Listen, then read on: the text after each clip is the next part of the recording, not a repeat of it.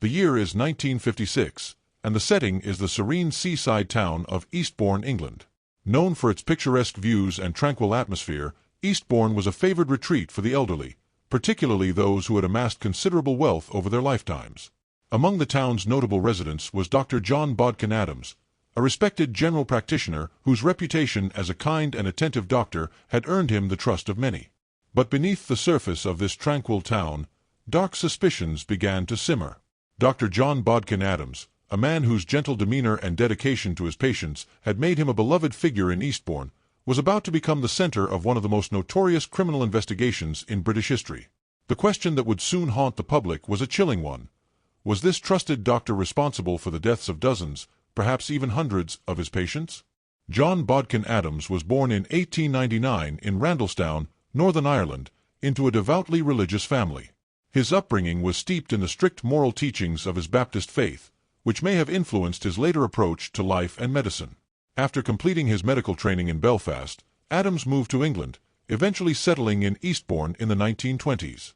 Adams quickly became known as a hard-working and dedicated general practitioner. He was especially popular among the elderly, who appreciated his attentive care and willingness to visit them in their homes. Over the years, Adams developed a loyal following of patients, many of whom were wealthy widows living alone in large, comfortable homes. These women often saw Adams not just as a doctor, but as a friend and confidant, someone they could rely on in their final years. By all outward appearances, Adams was a model physician. He was frequently seen attending to his patients with kindness and patience, often going beyond the call of duty to ensure their comfort. His dedication earned him the trust of the community, and his practice flourished. But as the 1930s turned into the 1940s, and then the 1950s, a pattern began to emerge, one that would eventually lead to his downfall. Starting in the late 1930s, a number of Adams patients began to die under circumstances that, while initially seeming natural, later raised eyebrows. Many of these patients were elderly and suffering from chronic illnesses, so their deaths did not immediately arouse suspicion. However, a closer look revealed some troubling patterns. One of the first red flags was the frequency with which Adams was named in the wills of his deceased patients. It became apparent that a significant number of these elderly women had altered their wills shortly before their deaths, often leaving substantial sums of money, valuable possessions, or even entire estates to their trusted doctor. This was highly unusual, as doctors are generally not included in the wills of their patients, especially to such a significant extent. Moreover, many of these deaths occurred shortly after Adams had increased the dosages of painkillers or sedatives, often to levels that were later deemed questionable. At the time, the use of powerful drugs like morphine and heroin was not as strictly regulated as it is today, and doctors had considerable discretion in prescribing them. Adams often justified these high doses as necessary to alleviate the suffering of his terminally ill patients. But to some, it appeared that these drugs were being used not just to ease pain, but to hasten death. Despite these concerning patterns, Adams managed to avoid serious scrutiny for years. The combination of his professional reputation, the trust placed in him by his patients' families, and the general reluctance to question the actions of a respected doctor allowed him to continue his practice without interruption. But as the number of suspicious deaths mounted, it became harder to ignore the possibility that something sinister was at play. The case that finally brought Adams under intense investigation was the death of Edith Alice Morel, a wealthy widow who had been under his care for several years.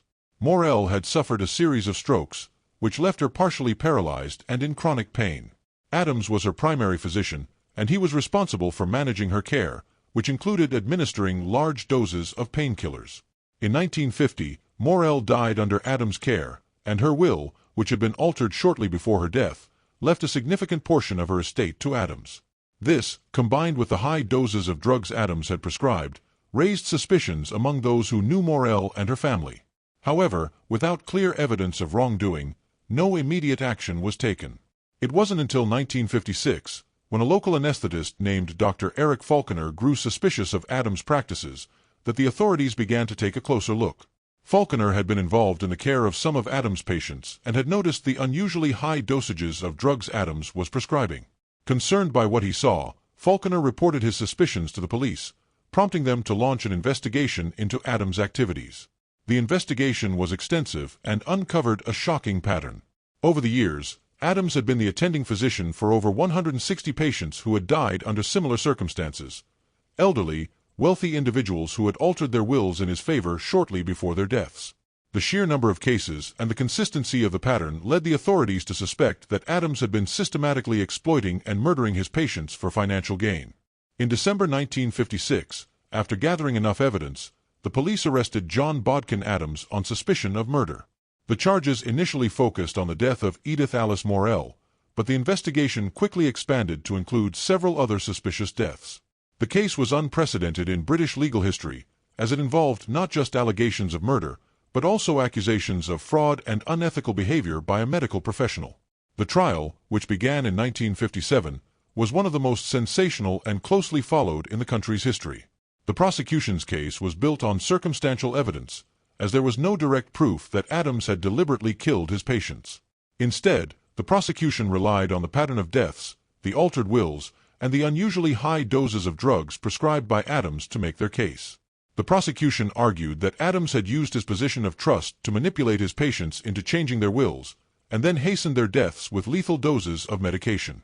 They presented evidence showing that Adams had inherited a significant amount of money and property from his deceased patients, which they claimed was his primary motive for the alleged murders. However, the defense mounted a strong case in Adams' favor. They argued that the doctor had always acted in the best interests of his patients, administering pain relief as needed, and that the changes to the wills were made out of genuine gratitude rather than coercion. They also pointed out that many of Adams' former patients and their families had only positive things to say about him, and that there was no direct evidence linking him to the deaths. One of the key witnesses for the defense was a prominent physician who testified that the dosages of drugs prescribed by Adams, while high, were within the acceptable range for patients in severe pain. This testimony cast doubt on the prosecution's claims that Adams had deliberately overdosed his patients. The trial was a media sensation, with daily reports in the newspapers and intense public interest. The case touched on deep-seated fears about the power doctors have over their patients' lives, and the ethical responsibilities that come with that power. As the trial progressed, the public became increasingly divided over Adams' guilt or innocence. After weeks of testimony and deliberation, the jury returned a verdict that shocked many. John Bodkin Adams was acquitted of murder. The lack of direct evidence and the persuasive arguments of the defense had been enough to create reasonable doubt in the minds of the jurors. However, the trial had revealed enough about Adams' behavior to leave a permanent stain on his reputation. Although he was acquitted of murder, Adams was convicted on 13 counts of prescription fraud, as the investigation had uncovered that he had been falsifying prescriptions to obtain large quantities of drugs. This conviction led to Adams being struck off the medical register, effectively ending his career as a doctor. He was also ostracized by the medical community and the public, who remained deeply suspicious of him. The public reaction to the verdict was mixed. While some believed that Adams had been unjustly persecuted, others were convinced that he had gotten away with murder. The case sparked widespread debate about the responsibilities of doctors and the ethical boundaries of end-of-life care. It also highlighted the difficulties of prosecuting a medical professional for crimes related to their practice, given the complexities of medical evidence and the high level of trust placed in doctors. Following his trial, John Bodkin Adams lived out the remainder of his life in relative obscurity. He continued to reside in Eastbourne but was largely shunned by the community. He spent his final years living quietly, avoiding the public eye, and died in 1983 at the age of 84. Despite his acquittal, the cloud of suspicion surrounding Adams never fully lifted, and his name remains synonymous with one of the most notorious criminal cases in British history.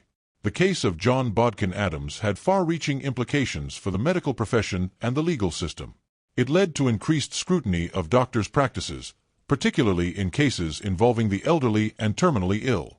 The case also prompted discussions about the ethics of end-of-life care, with some arguing that Adams had been unfairly targeted for simply providing pain relief to his dying patients, while others believed that his actions crossed a dangerous line. In the years following the trial, the British medical community introduced stricter guidelines for the prescription of powerful drugs like morphine and heroin, and there was a greater emphasis on monitoring the behavior of doctors, particularly those who treated vulnerable populations. The case also served as a cautionary tale about the potential for abuse of trust in the doctor-patient relationship and the need for rigorous oversight to prevent such abuses from occurring. Today, the story of John Bodkin Adams is remembered as a complex and controversial chapter in British legal and medical history. The questions it raised about medical ethics, the power dynamics between doctors and patients, and the challenges of prosecuting crimes in the medical field continue to resonate. Whether Adams was a calculating murderer who exploited his patients for financial gain, or a misunderstood doctor who was caught up in a tragic series of coincidences, remains a matter of debate. But the case serves as a stark reminder of the importance of maintaining the highest standards of ethics and accountability in the practice of medicine. As we reflect on the case of John Bodkin Adams, it's clear that his story is one that continues to provoke strong emotions and raise important questions. How much power should doctors have over the lives of their patients? What safeguards should be in place to protect the vulnerable from exploitation? And how do we ensure that justice is served, even in cases where the evidence is circumstantial and the truth is difficult to discern? The legacy of John Bodkin Adams is one that will likely never be fully resolved. But as we continue to grapple with the ethical challenges of medicine, his case serves as a powerful reminder of the responsibilities that come with the trust we place in our healthcare providers, and the importance of holding them to the highest standards of care and integrity.